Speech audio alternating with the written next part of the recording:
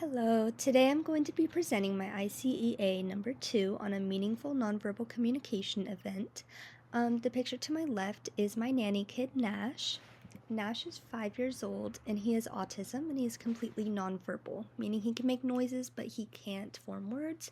He has a tendency to get ear infections, which can turn into a serious situation, including high fever that just comes out of nowhere, or even seizures if the fever gets too high. Therefore, it's super important that I read his behavior and body language in order to keep him safe. Also, I apologize for my voice. I am getting over a cold. So anyways, this is a real event, and the individuals involved are myself and my nanny kid. The first theory I chose was body movement, or kinesics, and I chose this because body movement is one of his main forms of communication. I observe his facial expressions and maneuvers and interpret what they communicate in different contexts. I also chose touch as a theory because it is equally as important in the effectiveness of our communication.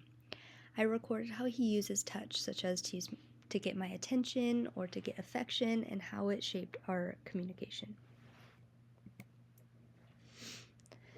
Body movement helps me understand his gestures in the form of a language system. His hand holding and leading and his gaze shows me what he wants or how he feels.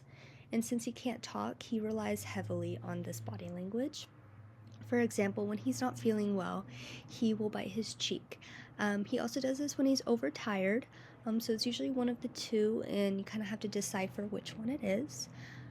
He's also more snuggly, just kind of wants to nap on you if he's not feeling well, and he also doesn't like to go on his swing set for very long, which is crazy because he loves his swing set.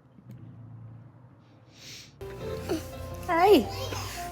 Oh, big hugs. Big hugs.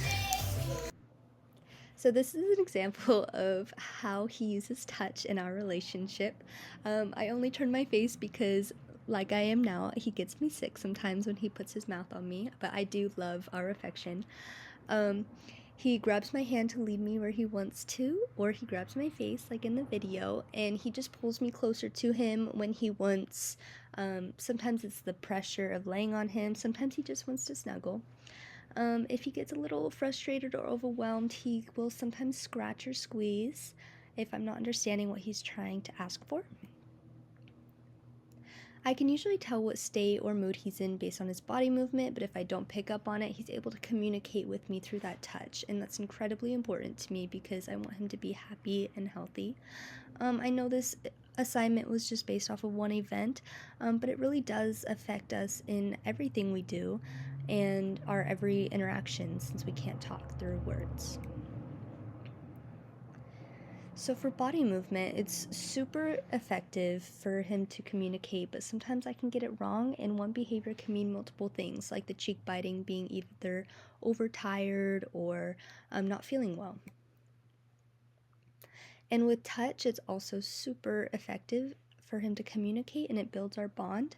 But sometimes, especially for autistic children, it can be a bit overwhelming to be touched when they don't want to be touched. So I kind of have to decipher when he's okay with it, when he's not okay with it.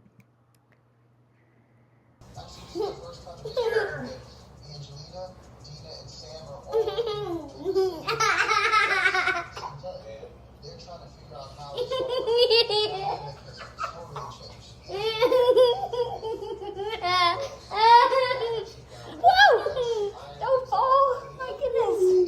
You almost ate it! So in this, you can see it's a super cute video. He loves to spin. It's super sensory for him. You can see that he's laughing, and as soon as I sit down, he goes to pull my arm for me to do it again. He did this for about 30 minutes. And then you can also see him biting his cheek. So this is telling me that he has a need that needs to be met, a sensory need, and I'm meeting it by spinning him, and he wants more of it. So therefore, nonverbal communication is a huge and vital part of our relationship, and applying these theories just gives me a meaning that a description wouldn't on its own. It's a learning curve, but I've been with them for about 8 months now, so I've got it down pretty good. Thank you for listening, and I sincerely hope that you enjoyed my presentation.